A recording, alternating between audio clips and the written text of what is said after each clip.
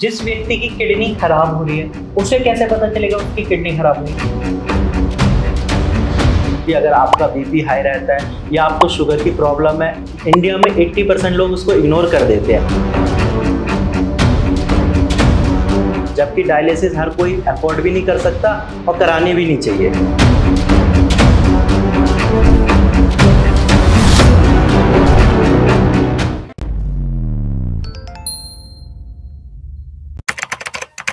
और आज हम शूट कर रहे हैं भारत होम्योपैथी प्रेजेंट्स पूछोगे तो जानोगे का एपिसोड 2, जिसमें आज हमारे साथ मौजूद हैं भारत होम्योपैथी के kidney specialist doctor Himanshu Parashar. Doctor Himanshu, आपका बहुत बहुत स्वागत है। और जैसा कि आपने हमारे पिछले एपिसोड को बहुत सारा प्यार दिया था, जिसमें हमने किडनी के बारे में बहुत सारी जानकारी ली थी, और आज इस एपिसोड 2 में भी हम भारत होम्योपैथी के किडनी स्पेशलिस्ट से जानेंगे किडनी के बारे में कई और बातें।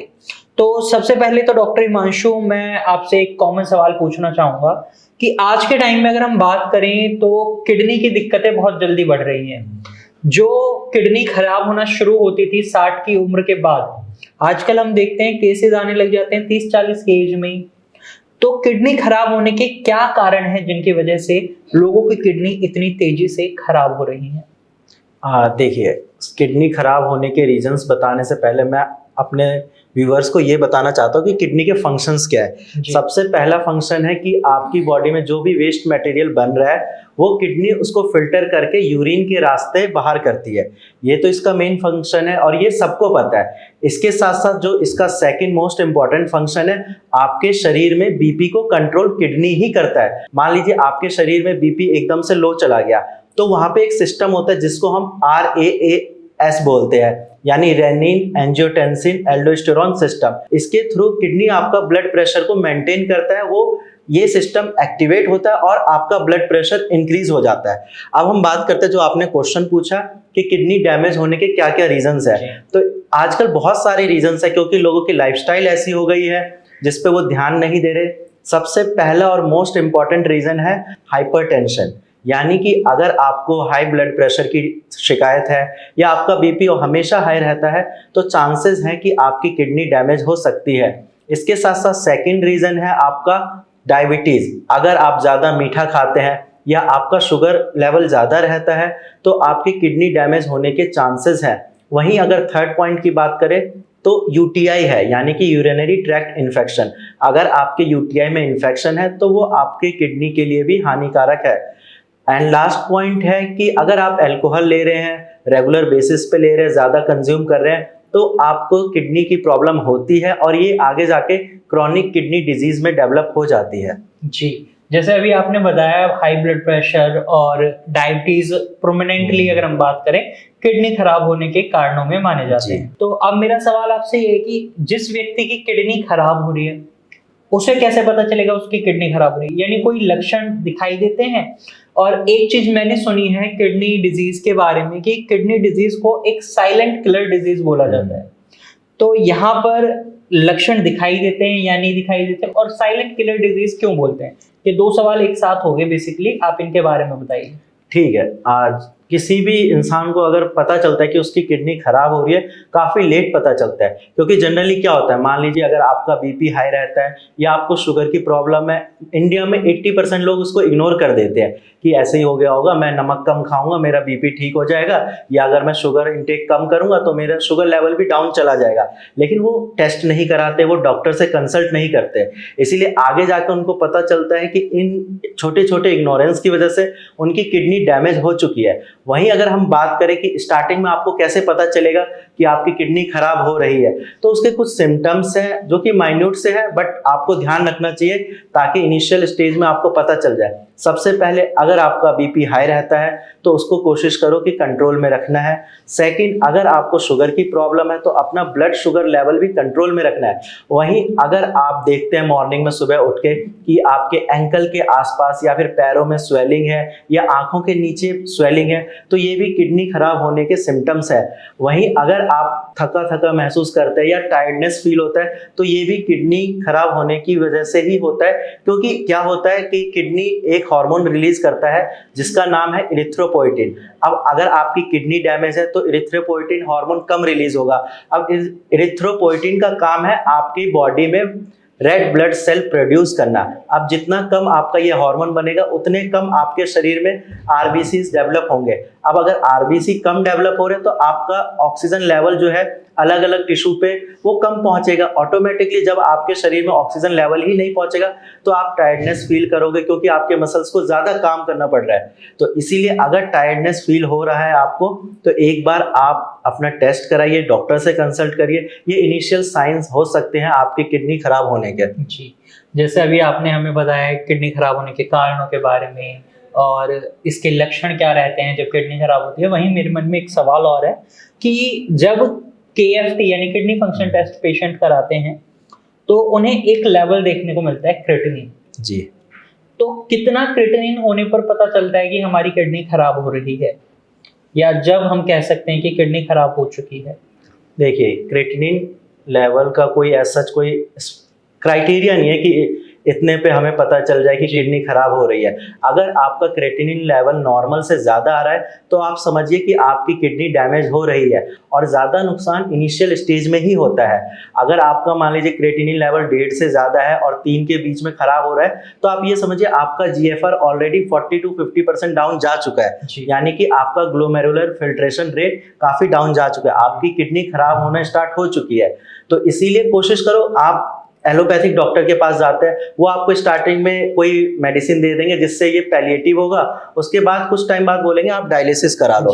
जबकि डायलिसिस हर कोई अफोर्ड भी नहीं कर सकता और करानी भी नहीं चाहिए। उसके बाद जब पेशेंट सोचता है कि डॉक्टर ने मुझे डायलिसिस बता दिया है, अब डायलिसिस ऑप्शन में नहीं करा सकता, तब वो सोचता है कि एक बार मैं होम्योपैथिक ट्राई कर लेता हूँ। तो वहां पे आपको ये करना है कि अगर आपको पता चल रहा है आपका क्रेटिनिन लेवल 1.5 के आसपास पहुंच रहा है या 2 के आसपास है, तो आप स्टार्टिंग में ही होम्योपैथिक मेडिसिन ट्राई करिए। उससे ये फायदा होगा कि होम्योपैथिक मेडिसिन आपके बीमारी के रूट पे काम करते हैं, यानी कि आपके बीमारी को जड़ से खत्म कर देगी, फिर आपको डायलिसिस तक जाना ही नहीं पड़ेगा। जी, और जैसे अभी ये सवाल भी आया मन में कि जैसे आपने बोला एलोपैथी में डायलिसिस बोल देते हैं, इवन किडनी ट्रांसप्लांट के बारे में बोल देते हैं, तो क्या होम्योपैथी में कोई ऐसा इलाज है कि बढ़ते हुए क्रेटिनिन को कम किया जा सकता है?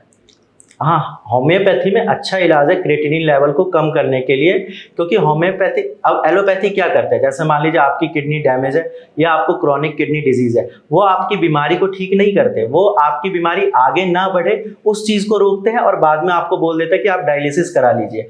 वहीं होम्योपैथी में क्या है, हम पेशेंट का केस टेकिंग करते हैं, उनके सारे सिम्टम्स लेके टोटलिटी बनाते हैं, फिर उस बेस पे मेडिसिन देते हैं। तो वो मेडिसिन जो एक्ट करती है वो उनके सारे सिम्टम को मिला के जो दवाई दी गई है उस बेस पे एक्ट करती है। अब जैसे कि मैंने पहले बताया था कि किडनी डैमेज होने के बहुत सारे रीजंस है, किसी का बीपी हाई हो सकता है, किसी को शुगर की दिक्कत हो सकती है। वहीं जब सारे किडनी डैमेज होने के जब रीजन अलग अलग है तो होम्योपैथिक मेडिसिन भी पेशेंट टू पेशेंट अलग अलग ही जाती है। अब अदर पैथी की तरह नहीं कि आपको फीवर है आप पैरासीटामोल ही लोगे, ऐसा होम्योपैथी में नहीं होता है। यहाँ क्रेटिनिन लेवल कम इसीलिए होता है क्योंकि हर पेशेंट के उनके सिम्टम्स के अकॉर्डिंग कस्टमाइज्ड मेडिसिन जाती है। जी, ये तो शायद आपने, मुझे लग रहा है, भारत होम्योपैथी की अप्रोच बताई है अकॉर्डिंग टू होम्योपैथी। कई डॉक्टर्स मैंने देखा है कि नॉर्मल होम्योपैथी मेडिसिन भी देते हैं, तो क्या नॉर्मल होम्योपैथी मेडिसिन जो दी जाती हैं विदाउट कस्टमाइजेशन वो भी इतनी इफेक्टिव रहती हैं या इफेक्टिवनेस में थोड़ा सा डिफरेंस आ जाता है? नहीं, देखिए होम्योपैथी का प्रिंसिपल ही यही है कि टोटलिटी ऑफ सिम्टम्स के बेस पे ही मेडिसिन दी जाएगी, तभी वो इफेक्टिव होगी। आपने बहुत सारे पेशेंट से ये भी सुना होगा कि सर मैंने यहाँ से होम्योपैथिक मेडिसिन ली, मुझे फ़ायदा नहीं मिला। वो इसीलिए होता है क्योंकि वो कस्टमाइज्ड मेडिसिन नहीं देते। उनको पता है कि किसी का बीपी हाई है तो ये सेलेक्टेड मेडिसिन है, ये आप दे दीजिए। लेकिन भारत होम्योपैथी में ये होता है कि पेशेंट का अगर बीपी हाई है, शुगर लेवल हाई है या किडनी डैमेज है या कोई अदर डिजीज है तो उनका प्रॉपर केस टेकिंग किया जाता है, उस बेस पे उनको मेडिसिन दी जाती है ताकि रिजल्ट बहुत अच्छा आए, और रिजल्ट अच्छा आता है और पेशेंट का क्रेटिनिन लेवल भी डाउन जाता है। जैसे अभी हम ट्रीटमेंट पर आ चुके हैं बिल्कुल इस वीडियो में, तो यहाँ मेरा सवाल ये भी है कि अगर किसी पेशेंट का डायलिसिस चल रहा है तो क्या ऐसे पेशेंट का डायलिसिस बंद हो सकता है with the help of homeopathic medicine, या डायलिसिस की फ्रीक्वेंसी कम हो सकती है? क्या ऐसा पॉसिबल है? इनिशियल स्टेज में तो पेशेंट जैसे डायलिसिस करा रहे हैं उनको वैसे ही करानी पड़ेगी, क्योंकि आपकी बॉडी उस चीज़ के लिए हैबिचुअल हो चुकी है। बट हाँ, एक चीज़ मैं आपको यहाँ पे बताना चाहूँगा, डायलिसिस आपके लॉन्ग टर्म के लिए अच्छा नहीं है। क्योंकि डायलिसिस ठीक है, आपके बॉडी को किडनी का काम करती है कि फिल्टर आउट कर दिया जो वेस्ट प्रोडक्ट है, लेकिन वही डायलिसिस आपके बॉडी में जो इसेंशियल वाइटामिन्स होते हैं, जो मिनरल्स हैं, उनको भी बाहर कर देती है। अब एक टाइम के बाद आपने देखा होगा, अगर आपके आसपास कोई डायलिसिस पे उनका वेट लूज होने लगता है, वीकनेस आ जाती है, तो इसीलिए डायलिसिस कोई सॉल्यूशन नहीं है। हाँ, मजबूरी में करानी पड़ सकती है, बट कुछ टाइम अगर आप होम्योपैथिक मेडिसिन ट्राई करते हैं, आप सारी चीज़ें फॉलो करते हैं जो डाइट बताई गई है, तो धीरे धीरे आपका क्रेटिनिन लेवल कम जाता है और फिर एक टाइम ऐसा आता है कि हाँ, डायलिसिस बंद भी हो जाती है।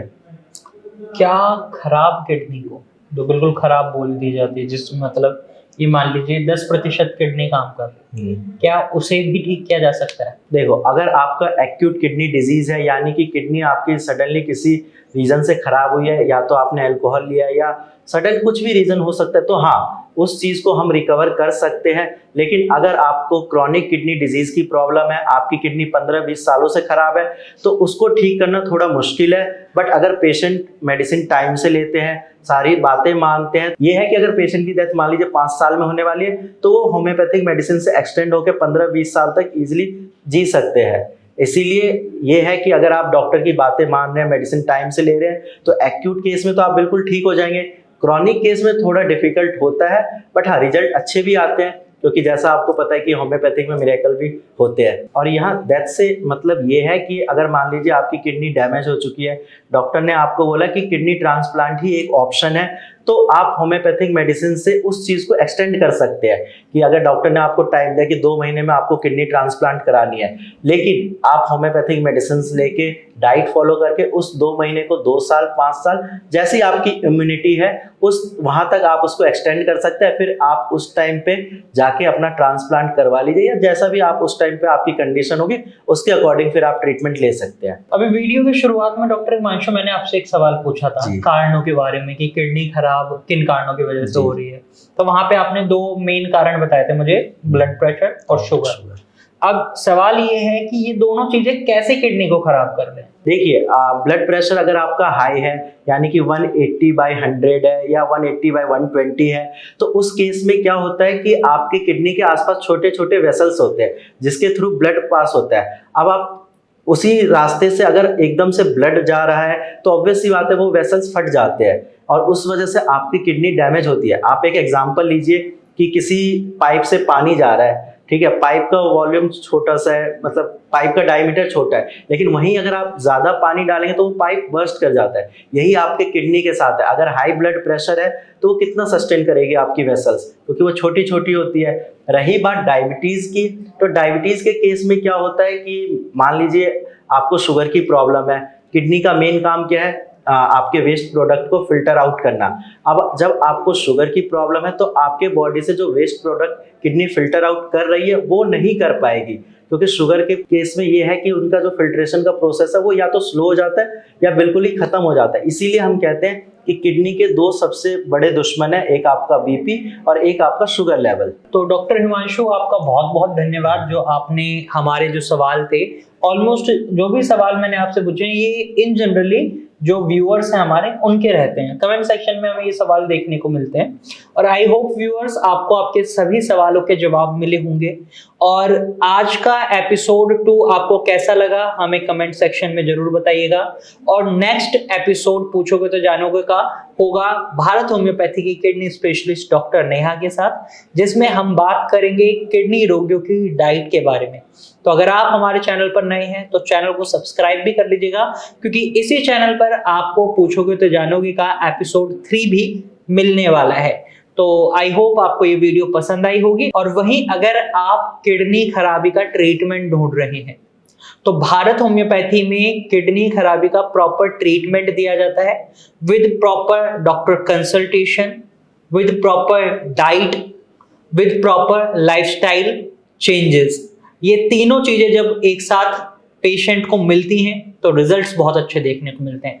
बढ़ते हुए क्रिएटिनिन लेवल को कम किया जा सकता है, जैसा कि अभी आपको डॉक्टर हिमांशु ने बताया है। भारत होम्योपैथी में ऐसा बहुत अच्छे से हो रहा है। तो अगर आपको भी लगता है कि आपका क्रिएटिनिन लेवल बढ़ रहा है, उसे आप कम नहीं कर सकते, तो एक बार भारत होम्योपैथी में कंसल्ट करके जरूर देखें। आज की वीडियो में सिर्फ इतना ही, फिर मिलेंगे नई वीडियो के साथ, तब तक के लिए धन्यवाद।